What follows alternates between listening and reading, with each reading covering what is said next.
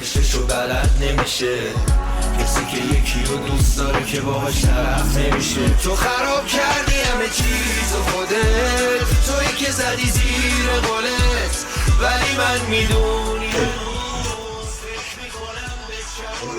این چیه گوش میدی؟ بابا خیلی معروفه، همه اینو زنگ صبحشون میذارن.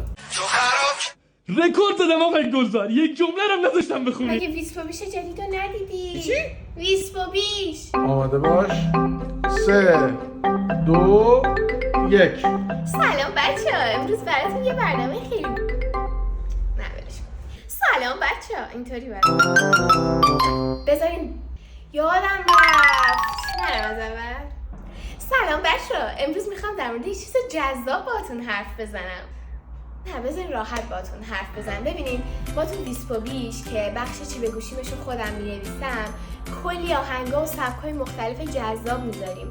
مثلا من خودم که اینا رو مینویسم رشتم موسیقی میخونم و عاشق موسیقی ام، ولی بازم ما تو ویسپوبیش تلاش میکنیم از استادای خوب و منابعی که به دردمون میخوره استفاده کنیم و یه چیز دقیق و درست بهتون بدیم و سبکای مثل پاپ، رپ و موسیقی سنت ایرانی رو بهتون معرفی کنیم. به نظرم یه سر به ویسپوبیش بزنین، چون کلی مطلب و بخشای مختلف هست که میتونین برین بگردین توش و اصلا مال خود ما نوجواناست. آدرسش هم همینیه که اینجا میبینین. تو خراب کردی همه چی